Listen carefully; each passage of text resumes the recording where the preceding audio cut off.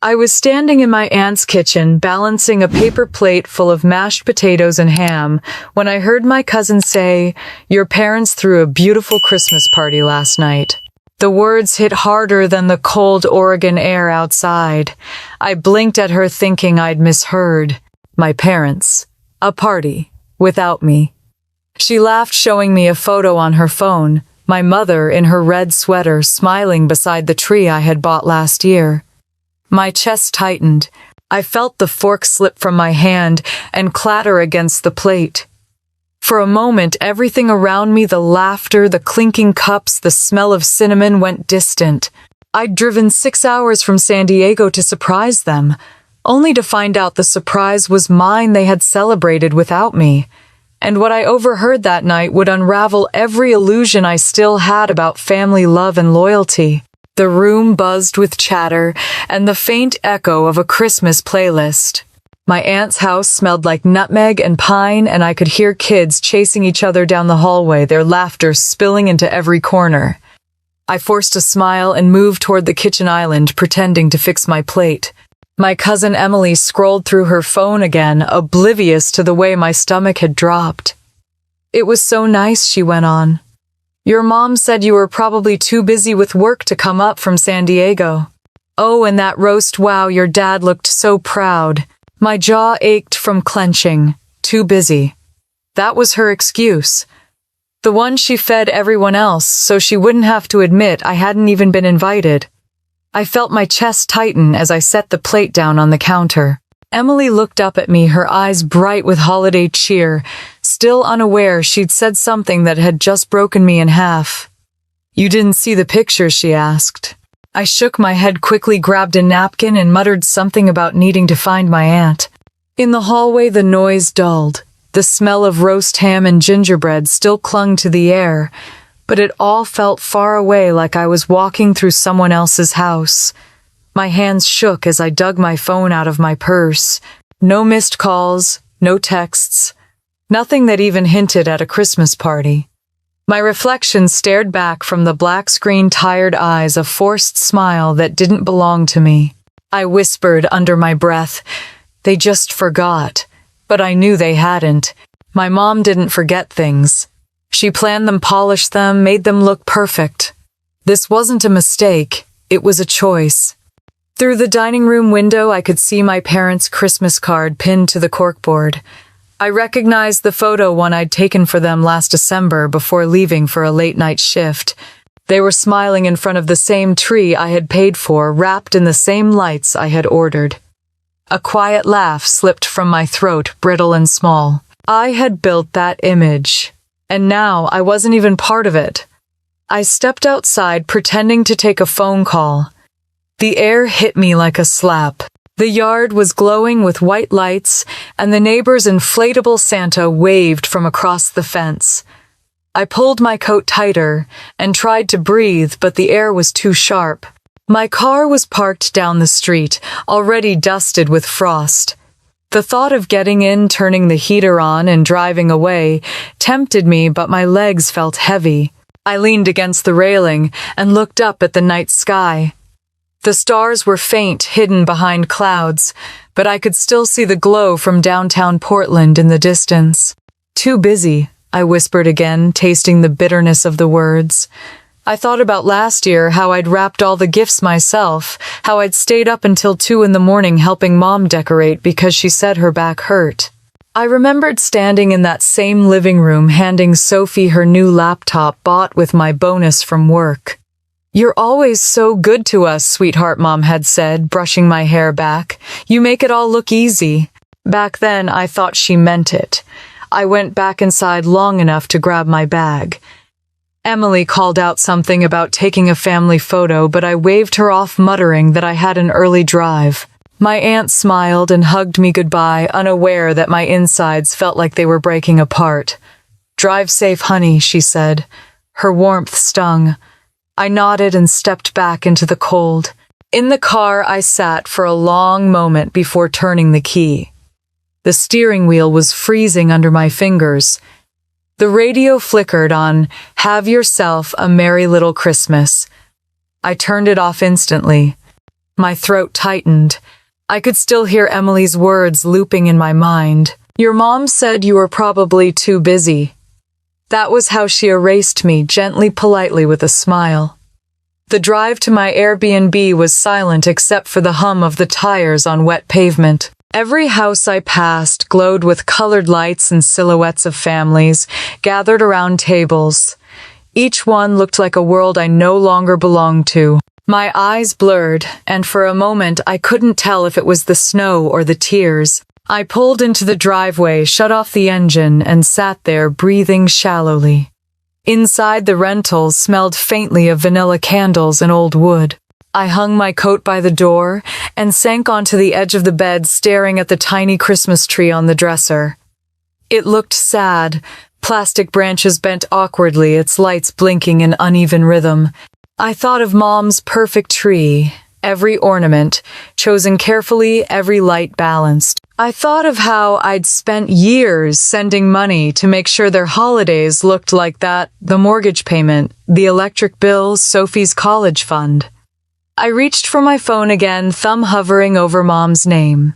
What would I even say? That I'd found out by accident, that I was humiliated, that I had spent most of my adult life taking care of people who could erase me so easily. The questions burned, but the answers scared me more. I stood and walked to the window. Outside, the snow was falling again, soft and steady. The streetlights turned it gold. Somewhere a dog barked and a neighbor laughed. The world kept moving even when my own had stopped. I pressed my palm to the glass and felt the cold seep into my skin. My breath fogged the window, blurring the lights beyond. Maybe Mom was right, I thought. Maybe I really was too busy. Too busy working. Too busy paying, too busy being the reliable one. Maybe they'd grown used to the idea that I'd always be there, no invitation required. But tonight had changed that. My phone buzzed again, a notification from Instagram. Sophie had posted a photo, the entire family, smiling in front of the fireplace, their matching red sweaters glowing under the lights. The caption read, "Family Christmas." I stared at it until the screen went black. The ache inside me sharpened into something colder, harder, more certain. My hands stopped trembling. My breathing steadied. I whispered, "Tomorrow I'll call her. And this time I won't stay quiet."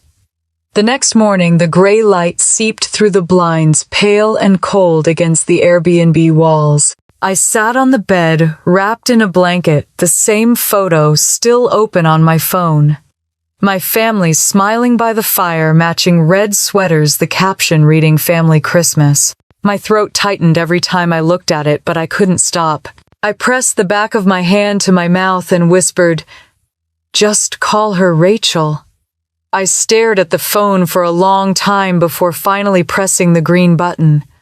My mother picked up after only 2 rings. "Hi, honey," she said brightly, like nothing in the world was wrong. "Merry Christmas. How are you?"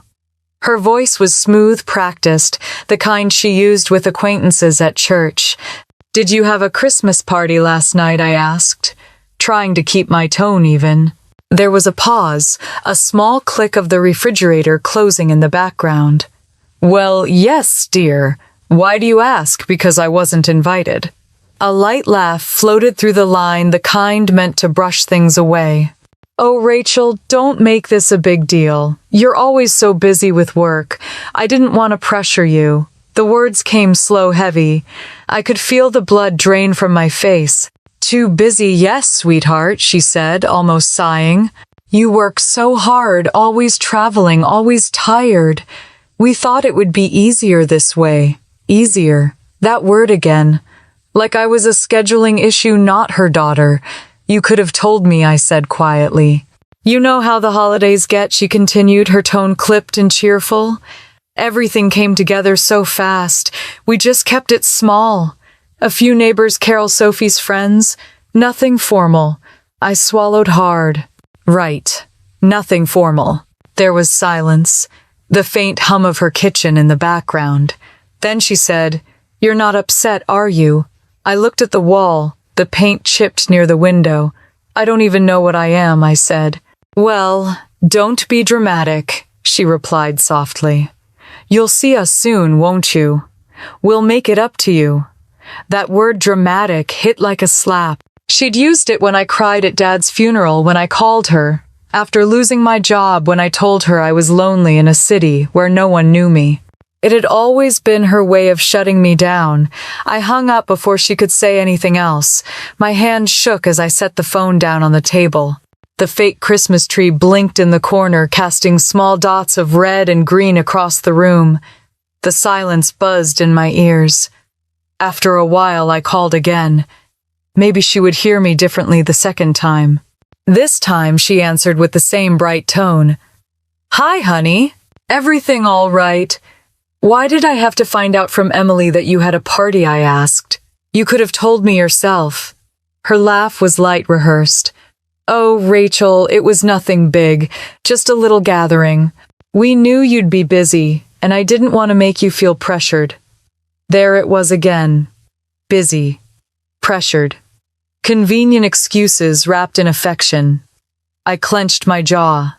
I'm your daughter, not a client you're trying to schedule. She sighed sharp this time. Don't be dramatic, she repeated. We thought it would be easier for everyone. Easier for everyone but me, I wanted to say. Instead, I pressed my palm into the counter and asked, Can I talk to Dad? The phone shuffled a low hum, then his voice quiet, distracted. Hey, kiddo. How are you holding up? Did you know about the party? He hesitated, then said, Yeah, of course. Your mom thought it might be best to keep it small this year. Small meaning without me. Don't take it that way, he said quickly. We just figured you'd be tired from work, maybe not want to drive in the snow.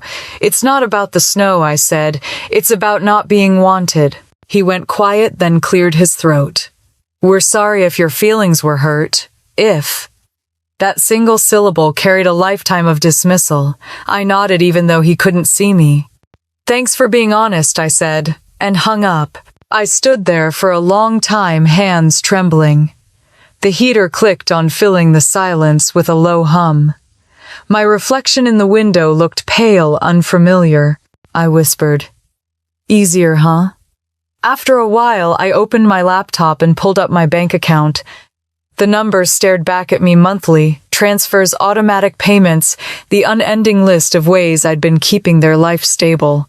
Mortgage, utilities, Sophie's tuition. I scrolled until my vision blurred. I thought of the holidays where I'd sent money for gifts I never saw, vacations I wasn't invited to. I'd called it love. They'd called it convenience. The phone buzzed again. Sophie. For a moment, I considered ignoring it, but I answered. Hey, she said cheerfully. Merry Christmas. Sorry, I forgot to tell you about the party. It was kind of last minute. You forgot, she laughed. Yeah, Mom said you were probably too busy anyway. You work crazy hours, right? Plus, driving up here in the snow, ugh, nightmare. I bit the inside of my cheek. Right, the snow.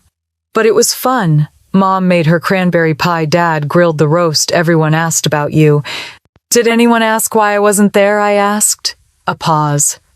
Not really. They just assumed you had work. You always do. I almost laughed, but it came out as a small sound between a sigh and a sob. I always do. Sophie kept talking, oblivious. Oh, and thanks for covering my tuition again. I swear I'll pay you back once I get a job. I closed my eyes. Don't worry about it, I said flatly. You're the best, she said, her voice light and young. Seriously, Rach, what would we do without you? I hung up before she could finish. The silence after the call felt heavier than before. I walked to the window. Outside, snow drifted softly across the streetlights. I pressed my forehead to the cold glass and let out a slow breath. I wasn't angry. Not yet. What I felt was smaller and sharper, a quiet sting that lived behind my ribs. For years, I'd been the one who answered every call, fixed every crisis, sent every check. I'd thought that made me good. It just made me useful. The room felt too still, so I moved. I opened my notebook from my bag, the one I used for budgeting, and flipped to a clean page. Across the top, I wrote the date, December 26. Then I made a list. Mortgage, $2, $100 per month. Utilities, gas, electric, water, mom's prescriptions, automatic payment, Sophie's tuition, spring semester due soon. I stared at the lines until the ink blurred. 4 lines that summed up 7 years of my life. 7 years of working late, of sending money before paying my own rent, of believing that family meant sacrifice. My throat tightened, but I didn't cry. I pressed the pen to the paper and added one last word beneath the list. Why? Why did I do it? Why did I keep saying yes? The heater clicked off. The silence returned, pressing against the walls. I stood up and walked to the kitchen. The clock on the stove blinked 12:17. I poured a glass of water, drank it, then set it down with a small thud. My pulse was steady now. If I stopped giving, I whispered, would they even notice I was gone? The words hung in the air like frost. I walked back to the table, opened the notebook again, and drew a line beneath the list. Beneath it, I wrote in smaller letters, to be reviewed. The pen dug into the paper, leaving small dents beneath the ink. I stared at the page until the words blurred again, then closed the notebook and slid it into my bag. The snow outside kept falling steady and soundless. I turned off the light, crawled under the blanket, and let the darkness settle around me. I wasn't ready to decide anything yet, but deep down I already knew what would come next. The next morning I woke to the sound of snowplows scraping the street outside. The sky was the color of tin and everything felt numb quiet. The clock on the nightstand said 8:30, but I stayed still under the blanket listening to the hum of the heater. I'd barely slept. Every time I closed my eyes, I saw my mother's smile, heard her laugh through the phone, and the word easier echoing like a rattle in my head. When I finally sat up, my body felt heavy, like the air itself had weight. The small Airbnb kitchen smelled faintly of stale coffee from the night before. I made a new pot, poured a cup, and sat at the table, staring at the steam curling in front of me. I should have called them back. I should have demanded an explanation. But I already knew what she'd say. Something tidy, something polite. You're overreacting, sweetheart. Don't be dramatic. The phrase had become her signature. I pulled the black notebook from my bag and laid it flat on the table. My hands hesitated before opening it. Inside, the first few pages were filled with lists and reminders, rent, due dates, deadlines from work notes, from client meetings. Ordinary life, tidy and predictable. Then I turned to a blank page. The silence in the room stretched, pressing at my chest. I wrote across the top in slow, deliberate strokes what I pay for. The first line came easily. Mortgage, $2, $100 divided by month since 2017. The second followed without pause. Utilities, gas, electricity, water. Then mom's prescriptions. And finally Sophie's tuition. I sat back and looked at the words. 4 simple lines. They looked harmless, almost innocent in ink, but each one was a piece of my life I'd handed over without question.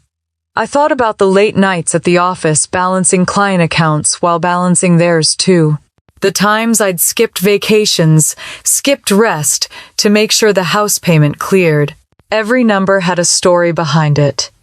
Every dollar had a piece of me attached. My chest tightened as I added one more note beside the mortgage entry, autopay my account. I'd set that up 8 years ago after Dad's early retirement. I remembered the conversation clearly. He'd been sitting at the kitchen table staring at the bills spread in front of him like a battlefield. Mom had said, "It'll just be for a few months until we adjust." I'd believed her. "You're part of this house too," she'd said, her voice soft, proud. Back then I thought she meant love. Now I realized she'd meant liability. I traced my finger down the page, rereading the list until the letters blurred. Then I closed the notebook and pushed it away. My coffee had gone cold. I stood up and moved to the window, watching the street below. Snow still drifted lazily through the air, melting as it touched the asphalt. A man across the street was scraping ice from his windshield. Everything looked normal, ordinary. My world had cracked and no one else even noticed. I pressed my hand against the cold glass, whispering, "They didn't forget me. They just decided life was easier without me." A knock at the door startled me. When I opened it, the Airbnb host was standing there holding a small paper bag. "Leftover muffins," she said kindly. "Too many for me." I thanked her, took the bag, and closed the door. The smell of cinnamon filled the kitchen. I hadn't realized how hungry I was. I tore one open and ate it slowly, each bite grounding me a little more in the moment. After breakfast, I sat back down and reopened the notebook. My handwriting stared back like proof of a crime. I flipped to another page and wrote one more line, smaller this time. If I stopped, what would happen? The question lingered. I wasn't sure I wanted the answer. By late morning, I decided to go outside. The cold slapped my face as soon as I stepped onto the porch. The street was quiet, lined with cars dusted in snow, and somewhere in the distance a dog barked. I walked aimlessly, hands deep in my pockets, boots crunching against the ice. There was a cafe at the corner, its windows fogged with warmth. I went inside. The air smelled of espresso and sugar. People sat in pairs, bundled in scarves, chatting softly. The sound of spoons clinking against mugs filled the space. I ordered a black coffee and found a small table by the window. The barista handed me a ceramic cup, its rim chipped on one side. I cupped it in both hands, letting the heat sink into my skin. For a moment, I let myself imagine my parents sitting across from me, just talking, no tension, no ledger of favors and debts between us. Then I remembered the truth: we hadn't had a real conversation in years. Everything we said to each other came wrapped in guilt and expectation. I pulled out my phone and opened my banking app. Rows of transactions filled the screen: mortgage, utilities, pharmacy, tuition, each one a timestamp of my quiet servitude. I scrolled back months, then years. The pattern didn't change. Same amounts, same rhythm. Reliable as clockwork. I closed the app and stared out the window. A family passed by on the sidewalk, laughing, the father pulling a child on a sled while the mother filmed on her phone. Their voices were muffled through the glass, but their joy was clear. I wanted to be happy for them, but all I felt was a hollow ache. I left a few dollars on the table and stepped back into the cold. My phone buzzed in my pocket, a text from Julia, my closest friend back in San Diego. "You okay? Haven't heard from you." I stared at the message for a long time before replying, "Not really. Something happened." A few minutes later, my phone rang. Rach, Julia's voice came through, full of concern. "Talk to me." I told her everything. About the party, the phone call, the years of silent giving. My words spilled out, messy but unstoppable. Julia didn't interrupt. When I finished, there was a long pause on her end. "Rachel," she said finally, "that's not love. That's dependence. They made you their safety net." "I can't just cut them off," I said, my voice cracking. "They'd fall apart." "Maybe they need to," she said quietly. "You've been carrying them for so long they forgot how to stand." I leaned against a lamppost, closing my eyes. The wind stung my cheeks. "It feels cruel." "It's not cruel," she said. "It's honest. Silence isn't punishment, it's a boundary." Her words sank deep, heavier than I expected. For years, I'd equated silence with rejection. But maybe it could be something else. When we hung up, I stood there for a while, staring at the falling snow. Each flake landed softly, dissolving into the pavement, gone, before anyone could notice it existed. I knew the feeling. Back at the Airbnb, the room felt smaller than before. I took out the notebook again and stared at the page where I'd written the list. My pen hovered above it, then I drew a single deliberate line through each entry. When I reached the bottom, I wrote one word in all caps: stop. I set the pen down. My hands trembled, but my chest felt lighter. The heater kicked on, filling the silence with steady warmth. I leaned back in the chair and let out a long breath. I wasn't sure what came next. But for the first time in years, the next step would be mine to choose. Outside, the snow had turned to rain, thin silver lines streaking down the glass. I made a cup of tea, sat by the window, and watched it fall. My phone buzzed again, another text from Mom unread. I turned it face down on the table and whispered, "Not tonight." The notebook lay open beside me, the ink still drying. I traced the word "stop" with my fingertip and smiled faintly. Maybe silence wasn't absence. Maybe it was the beginning of being heard. I woke before sunrise, the air inside the Airbnb dry and still. The world outside was quiet, the kind of quiet that happens after a storm, heavy waiting. A pale glow crept through the blinds, painting thin lines across the wall. The black notebook sat on the table, open to the page I'd marked the night before. The word "stop" stared back at me in dark, sharp ink. For a long time, I just looked at it. My hand hovered above the page, the same way it used to hover above a bank transfer button. Then, almost without thinking, I reached for my laptop. My reflection in the screen looked calm, almost foreign. I logged into my bank account and found the familiar autopay list that had ruled my life for years. Mortgage, utilities, Sophie's tuition. Each one linked automatic constant.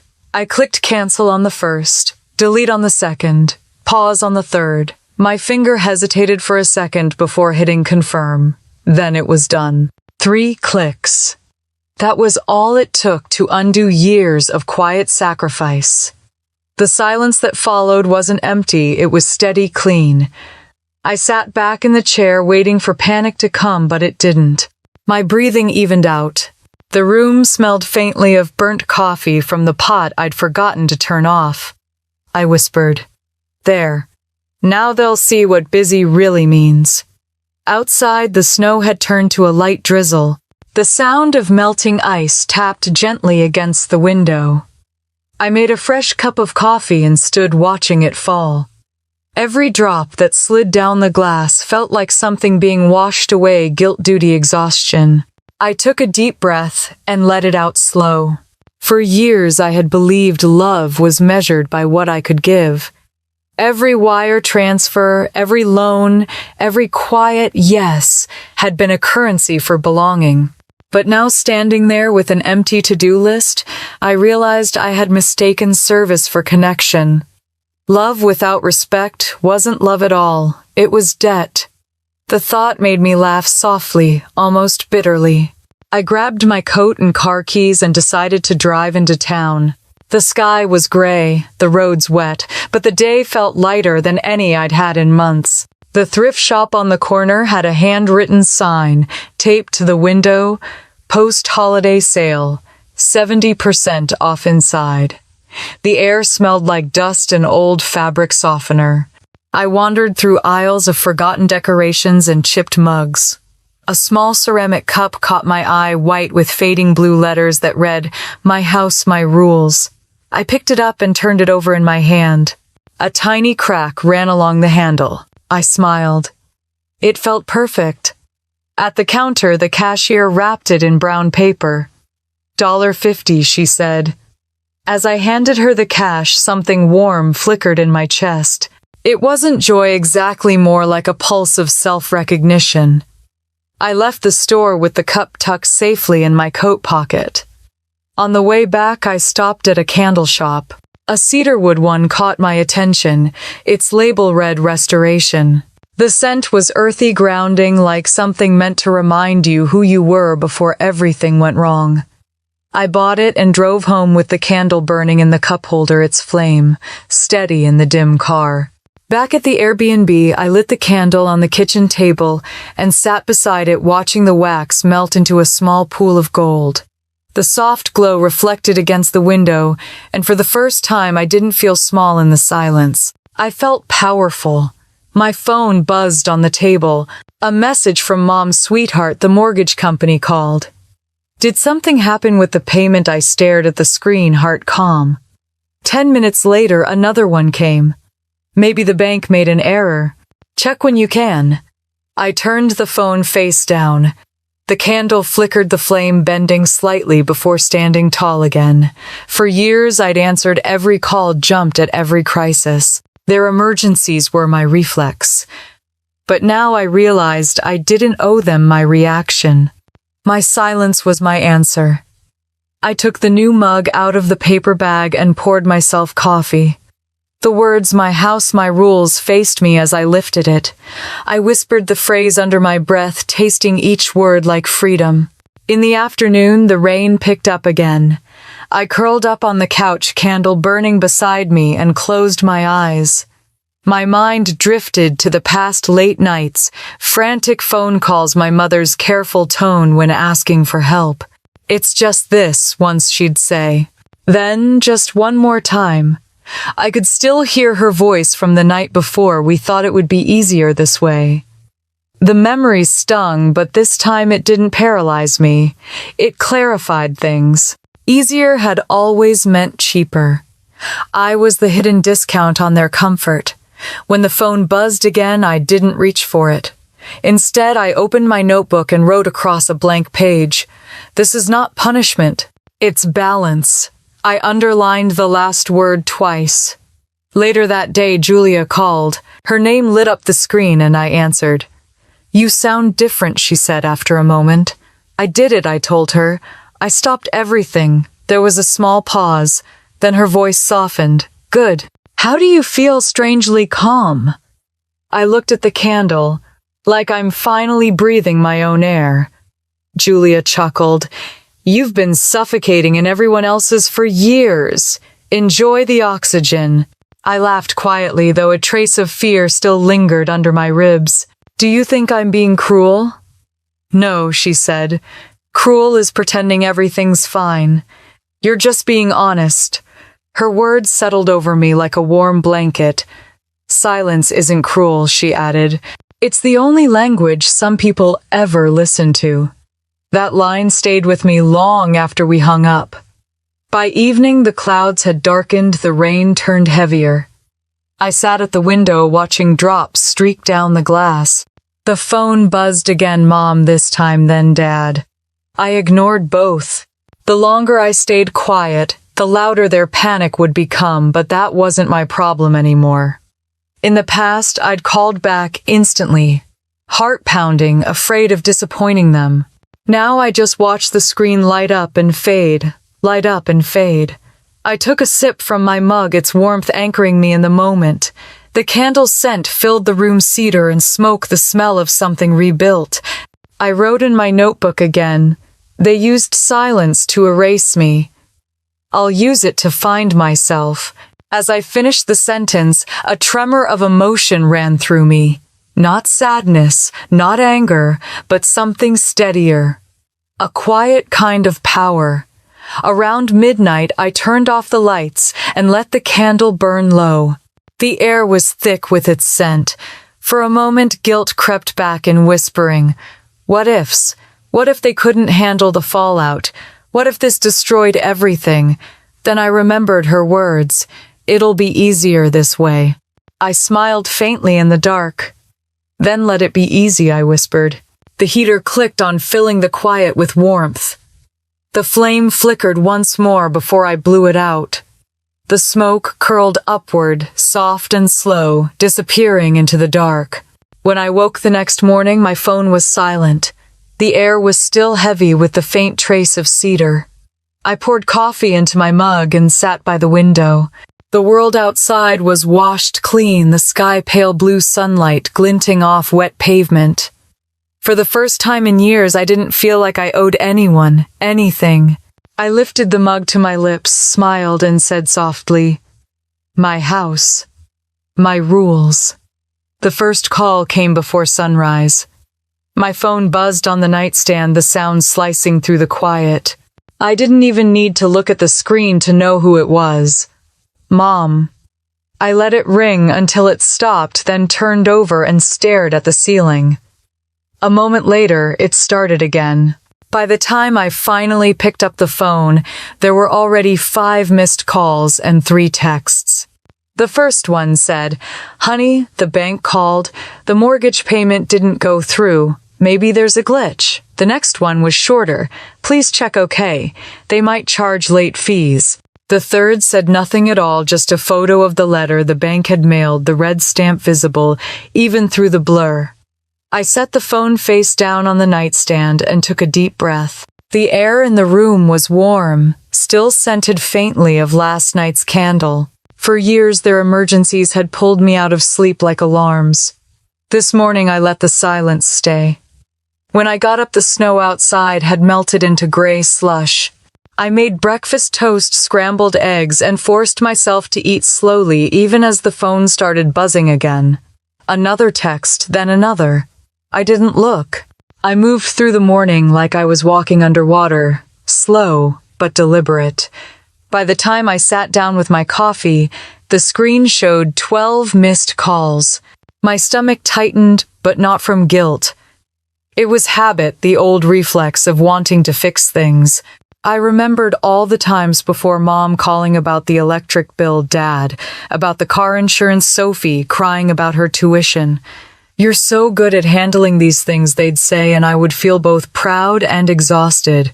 Now I realized what they really meant. "You're the one who keeps us from falling apart." I sipped my coffee and whispered, "Then fall." Around noon, I finally looked at the phone.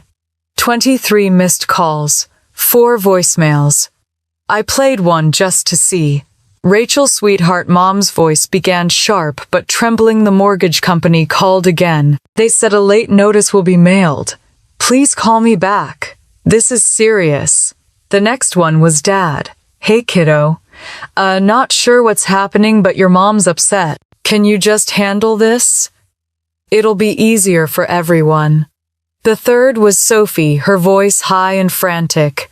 "Rach, my school emailed me. Something about delayed payment. Can you fix it?" I pressed delete after each one. My heart didn't even race this time. They didn't ask how I was. They didn't ask if I was okay. They only asked if I could fix it. That was the version of me they knew, the fixer, the quiet guarantee. I slipped on my coat and stepped outside. The cold bit at my face, but the air felt cleaner than inside. I walked down the street to the bakery on the corner, the same one I'd passed every day, but never gone into. The bell over the door chimed softly as I entered. The warmth hit me like a wave, coffee, sugar, cinnamon. The woman behind the counter smiled. "Cold day for a walk," she said. "Needed the air," I replied. She poured me a cup of coffee and handed it over without asking what I wanted in it. "First one's on the house," she said with a wink. "You look like you need it." I laughed quietly and thanked her. I found a seat by the window, the mug warm between my palms. Outside, the sky was low and heavy, but the world kept moving. Cars passed. People walked their dogs. No one knew that my family was unraveling a few hundred miles away. My phone buzzed in my coat pocket again. I didn't reach for it. Instead, I looked out the window and thought about what Julia had said. Silence isn't cruel. It's the only language some people ever listen to. The guilt still tugged at the edges of my peace, whispering what ifs. What if they couldn't handle it? What if the house really was at risk? But I reminded myself of the truth. They hadn't been handling it for years. I had. I stayed in the bakery until the sky started to darken. When I got home, I made soup and lit another candle. The phone was still buzzing on the counter, relentless. By the time I looked, it showed 30 missed calls. I sat on the couch and let the glow from the candle fill the room. The silence felt full alive. I picked up the phone and listened to one more voicemail. Dad again. "Hey Rachel, not sure if you're seeing these messages. The bank said they'll send someone out if we don't get this fixed. Please call us." Then another one. Mom, this time her voice brittle. "Sweetheart, I know you're upset, but this is getting out of hand. Please, I'm begging you, call me." I turned the phone off and placed it beside me. I didn't cry. I didn't even feel angry. I just felt still. When the soup was done, I sat at the table, spoon in hand, and ate slowly, the warmth grounding me. The quiet hum of the heater filled the background. My chest felt lighter, but there was a strange ache beneath it, a mix of peace and grief. Later, Julia called. I answered. You sound calm, she said immediately. I am, I replied. They've called about 30 times today. And you didn't pick up, no? I smiled faintly. And the world didn't end. That's the sound of boundaries, she said. I leaned back in the chair, letting her words settle. It's strange. I feel free, but I also feel cruel. You're not being cruel, Rach. You're being fair. They're just not used to fairness. I laughed quietly. That's a nice way to put it. After we hung up, I stood by the window, staring at the streaks of rain against the glass. My reflection looked softer, lighter somehow. I whispered, "This is what freedom sounds like." When I turned the phone back on, it buzzed immediately. New messages, new voicemails. I ignored them and opened my email instead. A notification blinked at the top, automatic payment canceled. Then another late notice issued. I exhaled slowly. The house was officially no longer mine to carry. The next message was from Sophie. I can't register for next semester. The school says there's a hold. Please, just this once. I read it twice, then closed the app. Just this once had turned into years. By nightfall, the rain had stopped. I sat on the couch with a cup of tea, the candle still flickering beside me. The phone vibrated again on the table. Mom, Dad, Sophie. All names I loved. All people who had never really seen me. I watched the screen light up, then fade back to black. I thought about all the years I'd scrambled to fix things, the endless loop of saving them while losing myself. Every emergency had been another way to keep me tied to them. Now my silence had become their chaos. I took a deep breath and turned off the phone again. The sudden quiet was beautiful. I leaned back and closed my eyes. For years, I had been the first call they made when something broke. Tonight, I wasn't answering. I wrote in my notebook before bed, the same phrase repeating itself across the page. Today was the first time I didn't pick up. It sounded like peace. When I finally lay down, the candlelight flickered against the ceiling. Outside, the world was silent except for the faint hiss of melting snow. The last thing I saw before drifting to sleep was the phone on the nightstand, screen dark, resting like a wound that no longer hurt. When I woke, the first thing I saw was the number on the screen, 43 missed calls. The phone lay on the nightstand, still vibrating faintly, as if exhausted from trying. My chest tightened, not from panic, but from recognition. The war had begun. I sat up slowly, the room still half dark, and scrolled through the list. Mom, Dad, Sophie, Mom again. The newest voicemail was from my father. The preview line read, "We need to talk. It's about the house." I pressed play. His voice was softer than I remembered, stripped of its usual calm. "Rachel, something's wrong with the mortgage account. The bank sent a letter. Please call me. Your mother's worried." A pause, then, "Just call us, okay?" The line ended, and for a long time I stared at the phone. I didn't cry. I didn't throw it. I just felt the same stillness I'd felt the day before, heavy but steady. For years, every emergency had been mine to solve. This time, I let the emergency exist without me. By the time I made coffee, an email pinged in my inbox. Bay State mortgage, late payment notice, escalation in progress. The message was sterile cold. I imagined my parents' faces when they opened their own copy of that email. Mom's lips tightening, Dad rubbing his forehead, pretending it would somehow sort itself out. I sipped my coffee and whispered, "You wanted simple, Mom." This is simple. Outside, the morning light had turned the snow to a thin layer of white sheen. I opened the window a crack. The air smelled clean, almost sharp. For a strange moment, I felt something close to peace. but peace never lasts long. My phone buzzed again, this time with another voicemail, Sophie. I pressed play. Her voice was unsteady, like someone trying not to cry. Rach, I just got home and there's a paper nailed to the door. It says something about foreclosure, Mom's crying, Dad's freaking out. Please just call me. I don't understand what's happening. Her words twisted in my chest, but I didn't move. I set the phone down and stared at the steam rising from my mug. I understand, I whispered. It was strange how quickly chaos spread when I removed my hands from their world. The house I had held up for years was finally showing its cracks, and for once I didn't have to repair them. By noon, the sun had come out. The world outside looked deceptively calm. Kids dragging sleds down the street, a mailman waving to a neighbor. I wondered if my parents' neighborhood looked the same, the calm surface hiding panic underneath. Another email arrived. Notice of property inspection scheduled. The words sat on the screen like a confession. I imagined my father answering the door to a man in a suit, clipboard in hand. My mother hovering behind him, cheeks flushed with humiliation. Maybe the neighbors had seen. Maybe they were already whispering.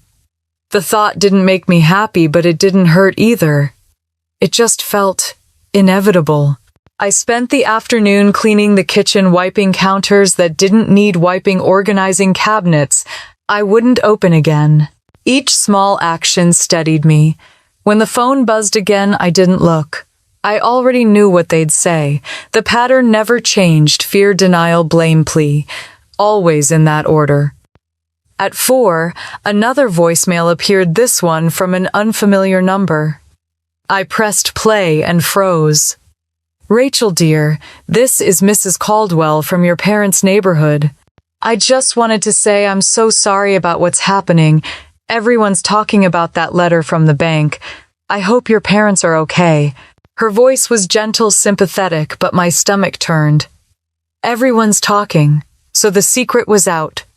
The truth I'd carried alone for years had finally escaped into the world without my permission. I leaned against the counter, letting the weight of it settle. I used to wish people would know how much I'd done for them, how invisible I'd been.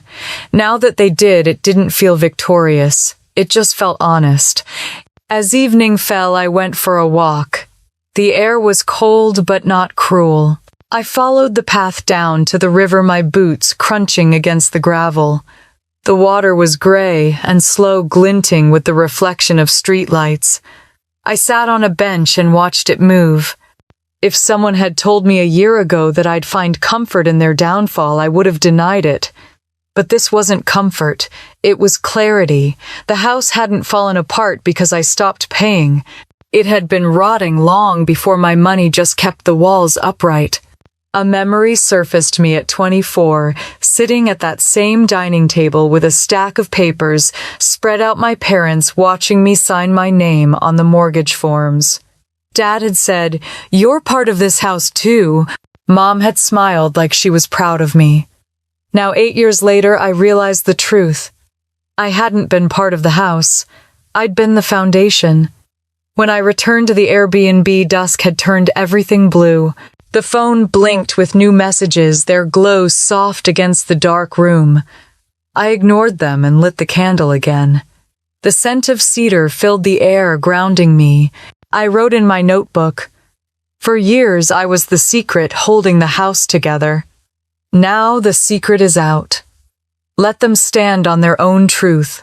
I closed the notebook and stared at the candle's flame, thinking about what Julia had said. Silence isn't cruelty, it's a boundary. It was past 9 when my phone buzzed again. Another voicemail. I pressed play expecting anger. Instead, it was my mother's voice, thin and cracking. "Rachel," she began, her tone trembling. "The neighbors know.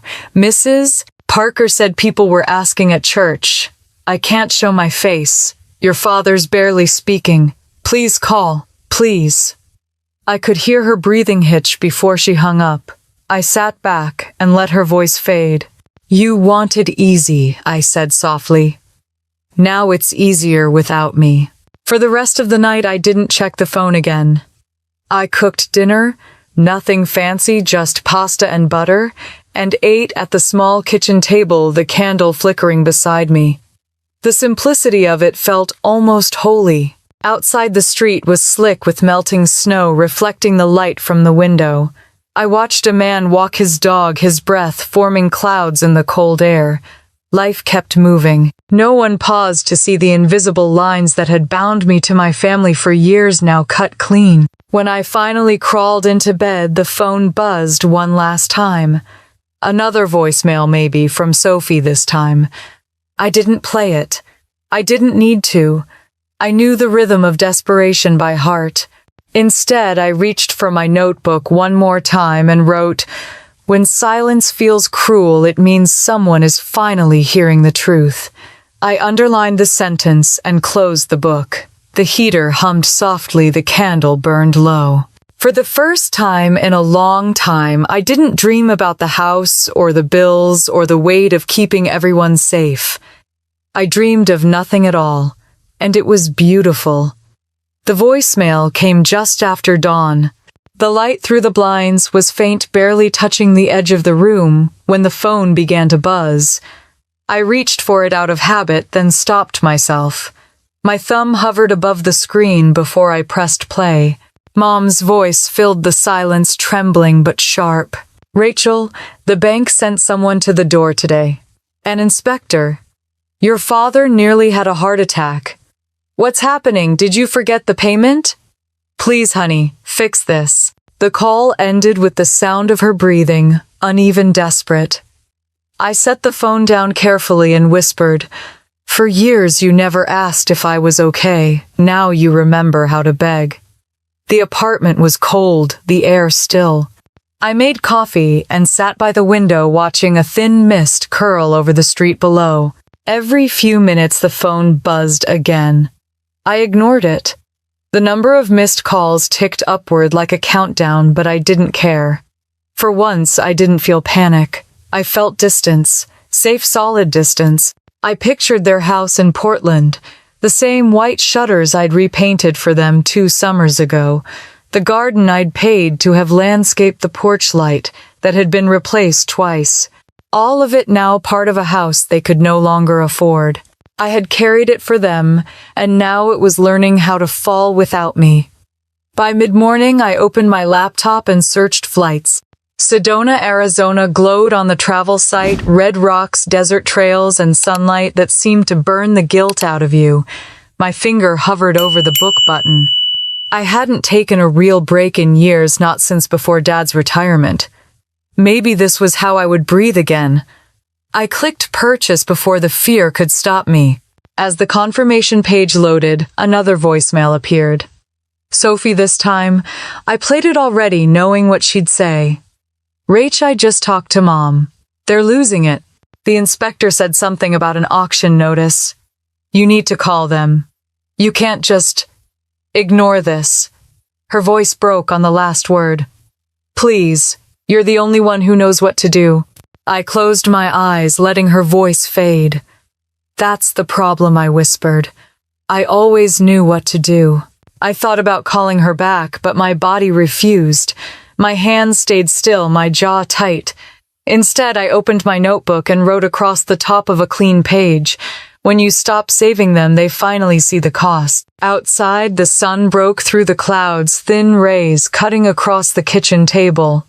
I felt the warmth hit my hands and let it stay there, grounding me. Around noon, I packed my bag. Just the basics. A few clothes, my laptop, the black notebook. I folded the sweater Julia had given me last Christmas, the one she'd said made me look like peace trying to happen.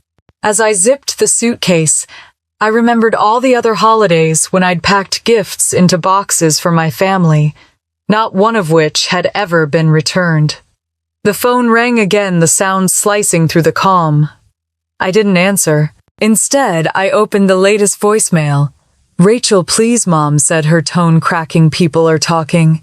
The neighbors, the church. Everyone knows. Do you have any idea how humiliating this is?" Her breath hitched. You've destroyed everything your father and I built. Please call back. We need to fix this together. Together. That word made me laugh out loud. I whispered to the empty room. Together was the illusion, Mom. You just never saw who was holding it up. In Portland, they were unraveling. In San Diego, I was finally still. By afternoon, Julia called. I answered immediately this time. Her voice was calm, steady like an anchor. Hey, I saw your message about taking a trip. You okay? I'm fine, I said. Better than fine, actually. They're falling apart, Julia. I stopped paying, and it's like their world is ending. Isn't it strange, she said softly. You've been the invisible wall holding everything together, and they never noticed it until it cracked. Now they're calling me cruel.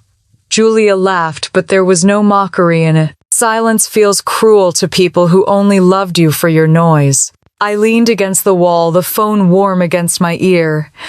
I don't know what this is supposed to feel like. Freedom, guilt, justice, it's all tangled together. Maybe that's the point, she said. You don't have to choose anymore. When we hung up, I sat at the table for a long time, tracing the edge of my mug with one finger. The words she'd said, freedom, stayed with me like a spark under the skin. That evening, the phone buzzed again. I didn't even flinch this time. I listened to the hum of the heater and the faint sound of rain against the window. Outside, the streetlights had begun to flicker on their glow, stretching across the wet pavement. For the first time in weeks, I felt tired in a good way. Not the exhaustion of carrying everyone, but the calm fatigue that comes when you finally set something down. I packed the last of my things into the suitcase, zipped it shut, and wrote a small note to myself on a sticky pad, gone for a while. Don't wait up. Before bed, I played one last voicemail. It was Dad this time. Hey, kiddo, he said quietly. Your mom's really upset. The inspector's coming back tomorrow.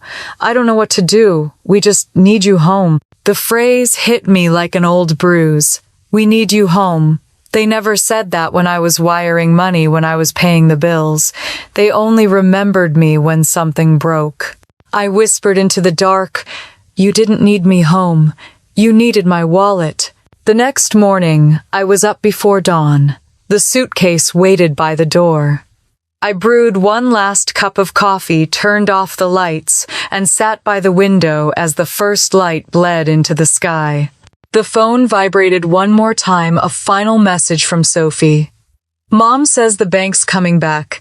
Everyone's blaming each other. I can't stop crying. I don't even know who we are anymore. I stared at the words on the screen for a long time before replying, maybe now you'll find out. Then I deleted the draft before sending it. Some messages didn't need to exist. At the airport, I turned my phone on airplane mode before takeoff. The hum of the engines filled the cabin as the city shrank beneath the clouds. I pressed my forehead to the window and whispered, let them face the winter. I'm heading toward the Sunday. When I landed hours later, Sedona stretched below me in shades of red and gold. The air was dry, sharp, alive. I breathed it in like medicine. That night, as I lay in a small rental cabin surrounded by desert quiet, I scrolled through the last few voicemails I hadn't deleted. My parents' panic, my sister's confusion, my mother's fury. Each message sounded smaller than the one before, like the wind losing strength. I didn't listen to any of them again. I just pressed archive and let them vanish into digital silence. Outside, the stars were brighter than I'd seen in years. I stepped out onto the porch, the wood cool beneath my feet. The desert air wrapped around me, dry and soft. Somewhere far away, a coyote howled. I whispered to the dark, you always said it would be easier this way, Mom. You were right. I closed my eyes and listened to the sound of my own breath, the quiet, steady, and strong. For the first time in my life, silence wasn't the absence of love, it was the proof of it. The desert air smelled like rain when I woke. Thin sunlight filtered through the blinds, spilling gold across the wooden floor.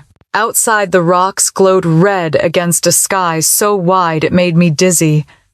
For a moment, I didn't know where I was. Then, I saw my suitcase by the door, the black notebook on the table, and remembered I was far from home, exactly where I was supposed to be.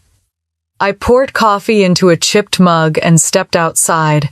The silence was complete, except for the distant cry of a bird somewhere over the canyon. I breathed in the stillness until my lungs hurt. It wasn't the silence of absence anymore. It was the silence of survival. My phone lay face down on the table behind me. I hadn't turned it on since landing.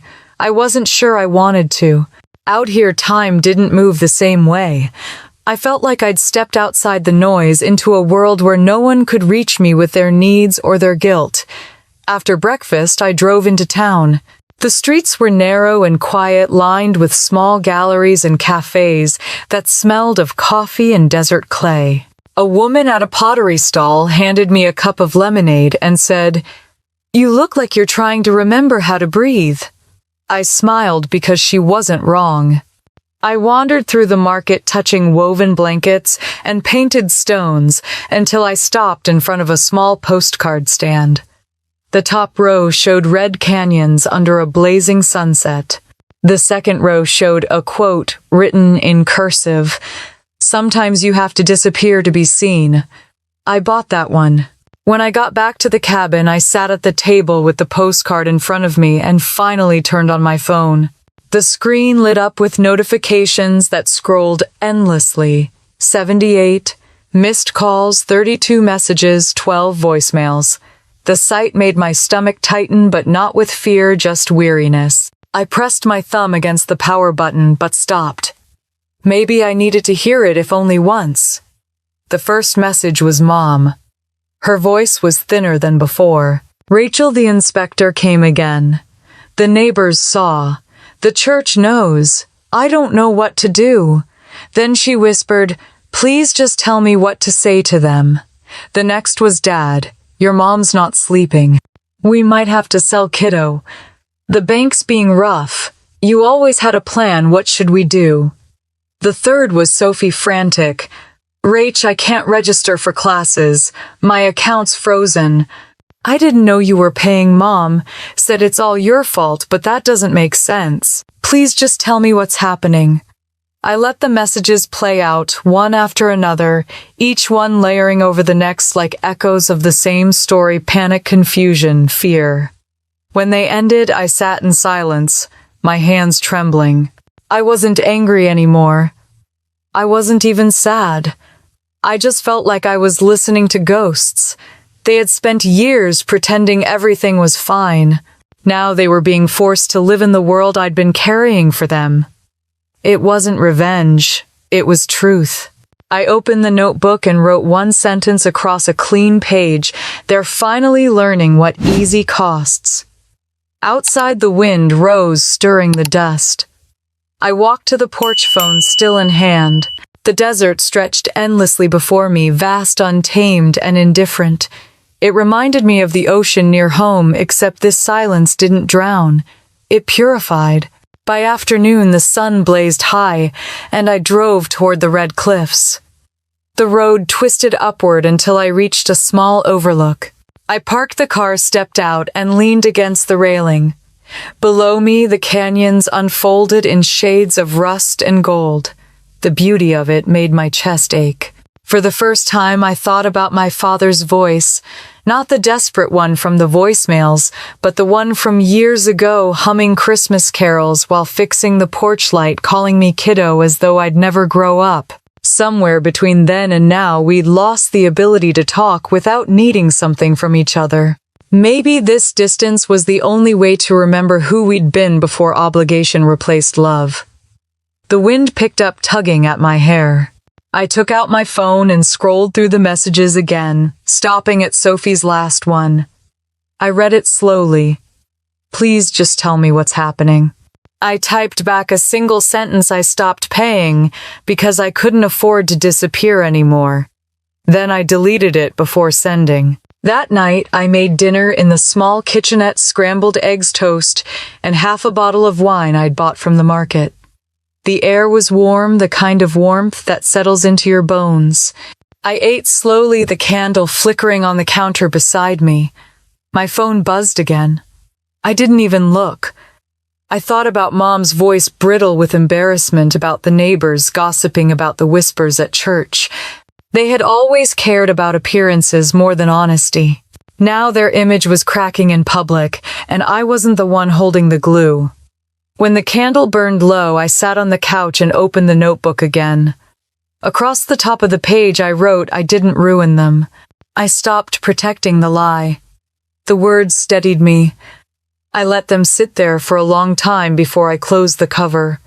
Later that night I walked outside.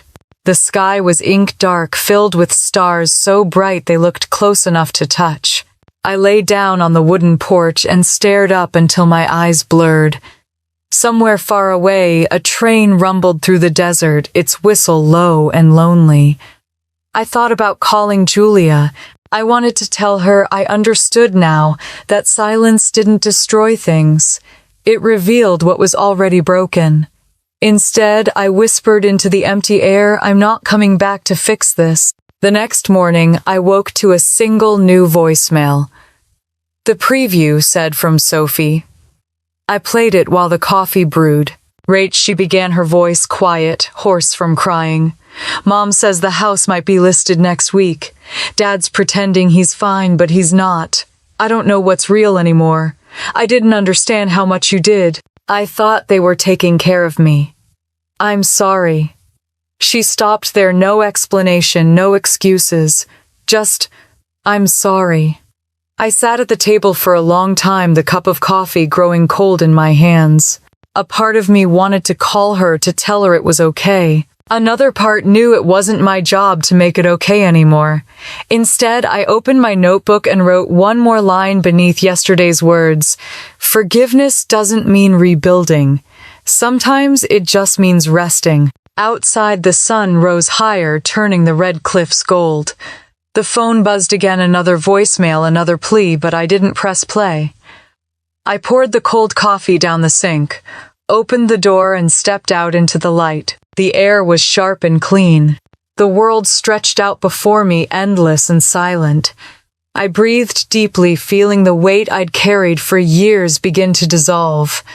Behind me, the phone kept buzzing, insistent and small, its sound fading with every step I took toward the open desert. The wind woke me before sunrise, rattling the windows like a quiet warning. I rolled over, disoriented, the thin desert light stretching across the cabin floor. For a moment I thought the noise was the phone again, that constant vibration that had haunted me for weeks. But when I looked, the screen was still dark. The silence was almost kind. I made coffee and stepped outside barefoot. The wood of the porch was cold, rough under my feet. The air smelled of rain and earth, the kind of scent that makes you feel small and clean. The canyon spread out before me, endless red and gold. I stood there holding the mug in both hands and whispered, I did the right thing. Saying it out loud didn't make it easier, but it felt like the truth. When I came back inside, I finally turned on my phone. The screen exploded with notifications, 93 missed calls, 14 new voicemails, messages from numbers I didn't even recognize. I felt my pulse quicken, not from panic, but from the weight of knowing exactly what waited in those recordings. Still, I pressed play. The first voice was Dad's. Rach, the inspector, came again. They said they'll change the locks if we don't settle by next week. I didn't realize your name was still on the papers. Please, can we talk? He sounded old. Older than he ever had before. The next was Mom. Your father's ashamed, Rachel. Do you understand what you've done to us? Everyone's whispering. Then a softer, broken tone. Just come home, sweetheart, please. Then Sophie's voice shaking. I can't focus on school. I had to move out of my dorm. I didn't know you were paying for everything. Why didn't you tell me? Each voice overlapped in my head, an orchestra of regret and panic. I didn't cry. I didn't even flinch. I just sat on the couch, staring at the window, the sky beyond it turning pale and wide. They were finally saying what I'd waited years to hear, not love, not apology, but acknowledgement. The truth had made them small, and for the first time I didn't feel guilty for it. I walked to the table, opened my notebook, and wrote in calm, even strokes. They finally see the cost. The next few hours passed in a strange blur. I cleaned the dishes, refolded. My clothes made more coffee. Every movement felt deliberate, like I was rehearsing a life that didn't revolve around anyone else's chaos.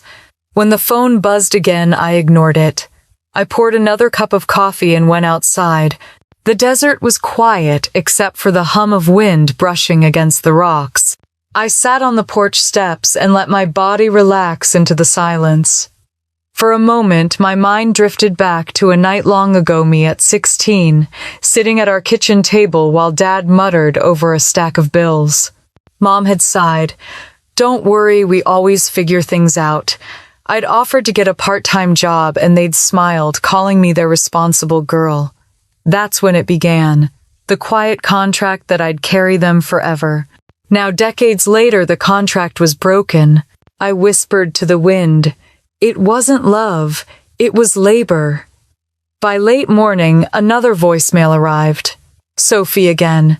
"They're talking about selling the house, Rach. Mom says it's your fault. Dad won't even eat. I don't know what to do. Please call me."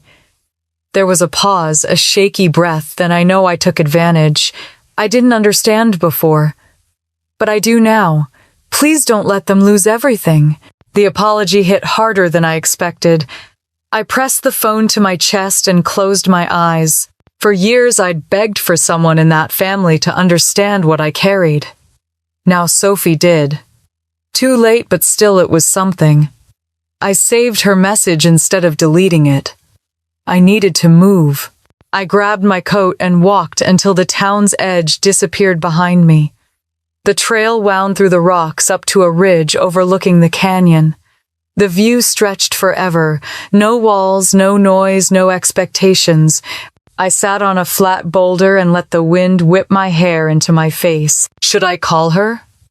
The question circled in my head like a fly that wouldn't land. Should I call any of them? I knew the answer already. If I called, I'd fix it again. And they'd forget again. The cycle would start over. I looked down at the cracked rock beneath me, the sunlight glowing through its fractures. It was still beautiful, maybe more so because it had broken. That was what I wanted for myself, to be whole without pretending. When I got back to the cabin, I checked my phone again. A new text blinked on the screen, Mom, then Dad, then one from a number I didn't know, probably a neighbor or a bank officer. I didn't open any of them. I scrolled past their names until I saw Julia's. I called her. "Hey, Desert Ghost," she answered, her voice warm. "How's it feel being unreachable, strange?" I said. "Good, strange. Did they stop calling?" "No, I just stopped listening." She was quiet for a beat. "That's progress." I hesitated. "They're losing the house." "I figured," she said. "How do you feel?" I stared at the flickering candle on the table. Lighter. And heavier at the same time. That's what truth feels like, Rach. Balance. We talked for a while about the cliffs, the stars, the way time moved slower out here. When I hung up, I felt steadier. That evening I cooked dinner, turned off the lights, and sat by the window watching the sun fall behind the rocks. The desert glowed like fire, then faded to deep violet. The phone buzzed again. A new voicemail. Dad this time. His voice cracked halfway through. "We might lose it, kiddo. The bank's making decisions faster than we can keep up. I'm sorry. For all of it. Your mom and I thought we were protecting you. We weren't. We were just too proud to ask for help the right way." I listened twice. The words didn't fix anything, but they were real.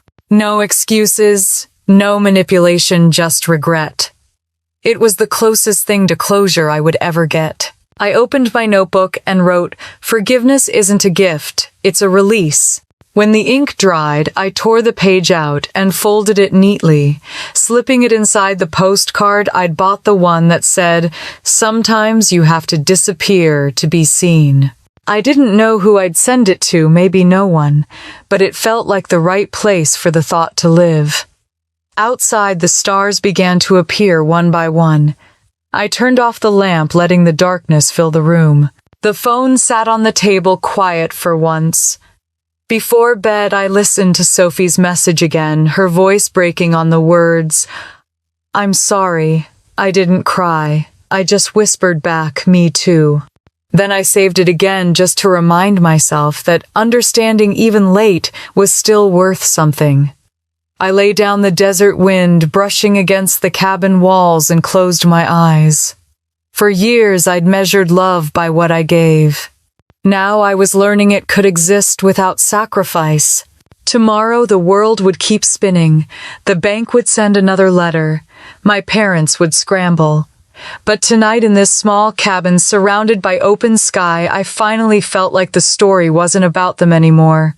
It was about me learning to breathe in the quiet I'd once feared. The last thing I wrote before sleep took me was a single line in the notebook. Forgiveness means keeping the door open but never carrying them through it again. The message came just after dawn. The light in the cabin was soft blue-gray, the kind that makes everything feel like it's still dreaming. My phone buzzed once on the nightstand, and for a moment I thought about ignoring it. But when I saw the preview we're selling the house, I knew the moment I'd been waiting for had finally arrived. I sat up slowly, pressing my palm to my chest, as if that would steady the rush of emotions inside me. The screen glowed in the dim light, one message from Dad, one from Sophie. I opened Dad's first. "We signed the papers yesterday," it said. "Your mother couldn't watch. The realtor's putting up the sign next week. I thought you should know." The next message was from Sophie. Shorter. "I want to understand." For a long time I just sat there staring at those 4 words. They didn't feel like an accusation. They felt like surrender. Outside, the desert was waking up, the sun creeping over the cliffs. I made coffee, poured it into the same chipped mug I'd been using all week, and stepped out onto the porch. The air was cool, dry, heavy, with the scent of sage. Somewhere in the distance, a bird cried out once, then stopped. "They finally did it," I whispered, watching the horizon shift from gold to white. They let it go. When I came back inside, I opened the black notebook again. On the last page I wrote, "The house was never mine. I just paid to keep their illusion alive." The words bled into the paper like ink trying to drown itself. A memory surfaced me at 24, standing on that porch paintbrush and hand my father beside me. He'd said, "One day this house will be yours too." I'd smiled, believing him. Back then I thought love meant proving yourself useful. Now, years later, I realized I'd been the scaffolding holding everything upright. Without me, the whole thing collapsed. The phone buzzed again. Another voicemail. I hesitated before pressing play. It was Mom. Her voice was small, tired, stripped of the polish she always used when pretending things were fine. "We spoke with the realtor today. The house goes on the market next week. I can't believe it's come to this. Your father's not sleeping. Sophie keeps crying. I don't know how to look at anyone at church. If you'd just called, maybe we could have fixed this." I closed my eyes, the mug still warm in my hand. "I did call Mom," I said quietly. "You just didn't hear me." The message ended with a sigh that sounded like surrender. For the first time, I didn't feel anger or guilt. I felt distance, the kind that brings peace instead of pain. Later that morning, I drove into town. The roads curved between red cliffs and desert brush sunlight, glinting off the hood of the car. Every mile felt like another piece of weight slipping off my shoulders. When I reached the small cafe near the market, I parked and went inside. The same barista from before greeted me with a smile. "You're back," she said. "Guess I am," I said, and ordered a coffee. At the next table, a family of 4 sat together laughing about something spilled on the floor. Their voices blended into the hum of the cafe, the kind of sound that once would have made me ache. Now it felt like background music to a life that wasn't mine anymore. When my coffee arrived, I pulled out my notebook and wrote on a napkin. They didn't lose the house because I stopped paying. They lost it because they forgot who built it. The words felt like a truth I'd been trying to say my whole life. By the time I left, the day had turned bright and clear. I drove back with the windows down, the wind tangling my hair. Around noon, another voicemail appeared. Sophie again. Her voice was different this time, shaky but honest. I didn't know, Rach. About the mortgage, the bills, any of it. I thought Mom and Dad had it handled. I used to think you were distant because you didn't care. Now I think you were just tired. I stopped walking, her voice playing softly in my hand. I was both, I whispered. She kept talking. I'm angry at them, for lying, for letting you carry it all. But I'm angry at you too because you never told me. I would have helped. I smiled faintly. You were a kid, I said, even though she couldn't hear me. The voicemail ended with a long silence before she added, I'm sorry. I sat down on the porch steps, staring out at the dust, swirling in the distance. Maybe this was what forgiveness sounded like. Not a confession, not a hug, but the quiet acceptance that we all failed each other somehow. That afternoon, I wrote one final note in my journal. Forgiveness isn't about mending. It's about release. When I looked up, the sky had shifted into the soft gold of late afternoon. I walked to the ridge beyond the cabin, where the canyon opened like a scar in the earth. The air shimmered with heat. I stood there, hands in my pockets, and imagined the house in Portland, the blue shutters, the yard I'd paid to maintain the rooms I hadn't seen in years. I pictured the realtor's sign in the yard, the neighbors whispering, Mom watching from behind the curtains, Dad standing by the door pretending not to care. And for the first time, I didn't feel like I was losing something. I felt like I was being set free. By evening, the light turned copper and slow. I walked back to the cabin and poured myself a glass of water. My phone buzzed again, but this time it wasn't from any of them, it was Julia. She didn't bother with small talk. You sound lighter, she said. They sold it, I replied. I figured. How does it feel? Strange, I said. But good strange, like watching a storm end after years of rain. Julia laughed softly. You know, sometimes peace feels like emptiness at first. That's how you know it's real.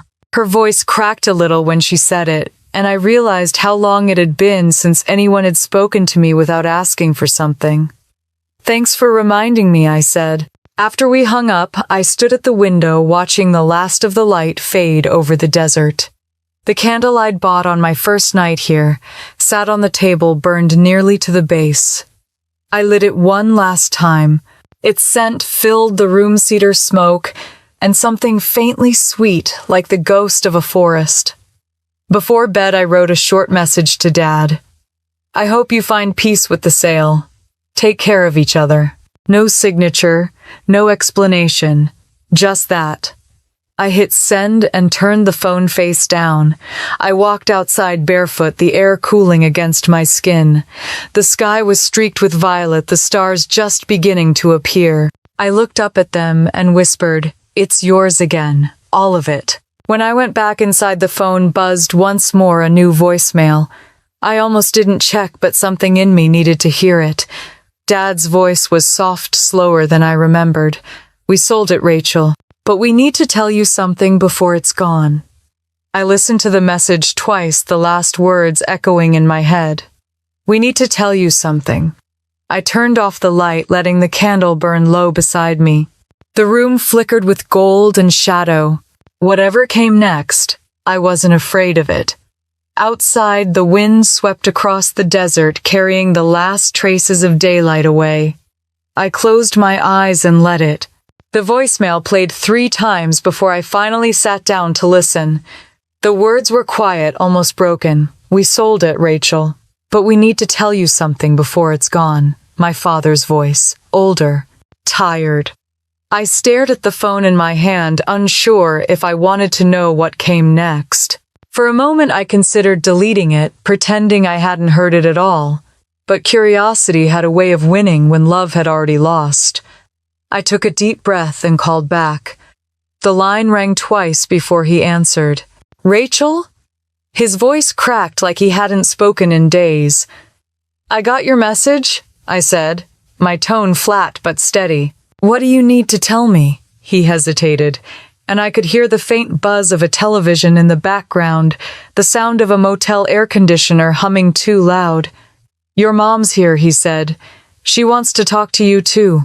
I almost ended the call, but then I heard her voice, soft, hesitant, not the polished tone she used when pretending everything was fine.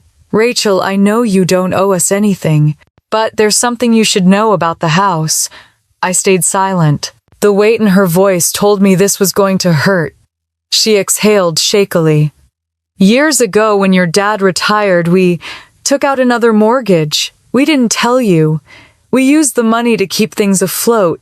We thought we could handle it, but we couldn't. When you started helping with payments, it covered both loans. My heart didn't race. It just sank slow and heavy like a stone dropped in deep water. So all those years," I said, my voice calm, "I wasn't saving you. I was paying for your mistake." Her silence was answer enough. Dad cleared his throat, the sound brittle. "We didn't want to burden you. We were ashamed, Rach. You'd worked so hard. We thought if we told you, you'd hate us." I closed my eyes, pressing the heel of my hand to my forehead. "You should have told me anyway," I said quietly. "You made me think I was the reason you survived when I was just cleaning up your lie." "I know," he whispered. "We were wrong." The words were so small, I almost missed them. For a moment, neither of us spoke. The silence on the line was thick, full of all the years we'd wasted pretending things were fine. Then my mother said I didn't know how to ask for help without feeling small. "You always seemed so capable, Rachel. It made it easy to pretend we'd done something right." Her voice cracked on the last word. I closed my eyes again, and for a second I could almost see her standing in that kitchen with her perfect hair and her pressed cardigan, trying so hard to hold her pride together while everything else crumbled. "You didn't lose the house because I stopped paying," I said softly. "You lost it because you built it on pride." There was no reply. Just the faint sound of her crying, muffled but real. For the first time in years, I didn't feel the urge to comfort her. I just let her cry. After a long pause, Dad spoke again. "We're moving into a small rental outside Portland. It's nothing like before, but it's enough. Your mom says it feels temporary. I think it feels honest." Something in me loosened. "Honest?" I repeated. "That's a good start." "Maybe," he said quietly. "Maybe it took losing everything to finally see what mattered." I wanted to be angry. I wanted to scream at them for letting me carry their shame for so long. But all I felt was exhaustion, and underneath it, a strange kind of understanding. They hadn't ruined me. They'd simply taught me what not to become. "I hope you're both okay," I said finally. "I really do." My mother's voice returned barely above a whisper. "Rachel, do you hate us?" I looked out the window. The desert sun was rising, gold spilling over the red cliffs, painting everything it touched in warmth. "No," I said. "But I don't need you to love me the way you did before either." I hung up before she could reply. The quiet afterward was absolute. I sat at the table, my hands folded in front of me, staring at the phone until the screen went dark. Then I opened the black notebook, flipped to a clean page, and wrote, "Silence can hide lies, but it can also protect peace. The difference is who controls it." The act of writing the words felt final, like closing a door that had been left open for too long. Afterward, I drove out to a nearby overlook where the cliffs dropped away into a sea of color. The air was still except for the wind brushing through the brush. I sat on a rock, letting the warmth of the sun soak into my skin. The memory came uninvited, the Christmas potluck, the laughter, my mother's cardigan glowing in the firelight as she smiled like I'd never existed. That night used to hurt. Now it just felt distant, like a story I'd outgrown. They excluded me because I reminded them of their debt, I whispered. Now my absence reminds them of the truth. I stayed there until the sun dipped low and the desert turned copper. When I got back to the cabin, I opened the notebook again. The pages were filled with years of math, mortgage totals, utility payments, tuition transfers, but the last few pages were different now.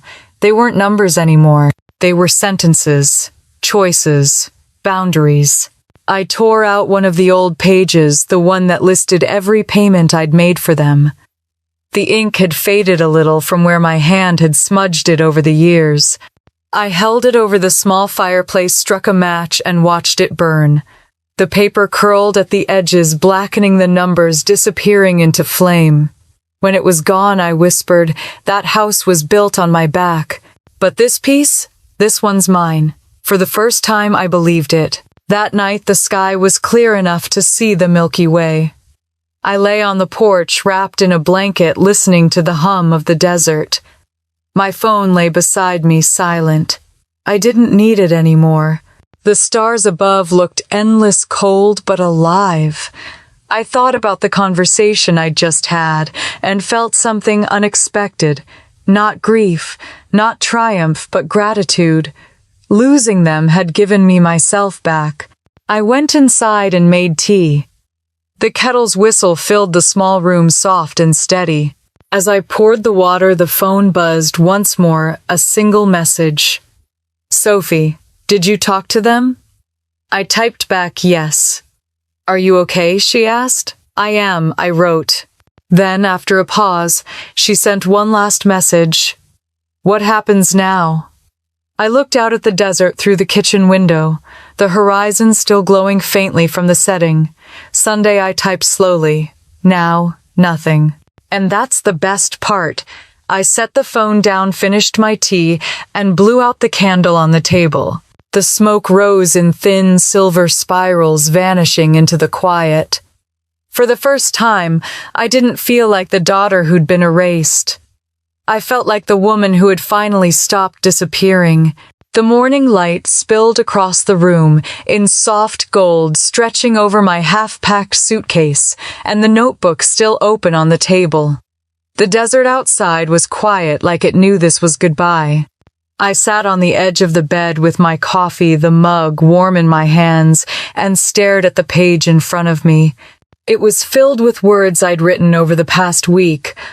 Small pieces of truth, the kind I used to swallow to keep the peace. I flipped back to the very first page where the list still sat: mortgage, utilities, prescriptions, tuition, a whole lifetime reduced to transactions. Then I turned to the last page, blank except for the date. The space between those two pages felt like the distance between who I'd been and who I was now. I took out a sheet of the thick paper I'd bought my first day in Sedona and began to write. Not to my parents, not to my sister, but to myself. You did not fail for walking away. You simply stopped mistaking sacrifice for love. You are allowed to choose peace over guilt and silence over noise. You don't owe them a home or an explanation. You owe yourself the life they never let you have.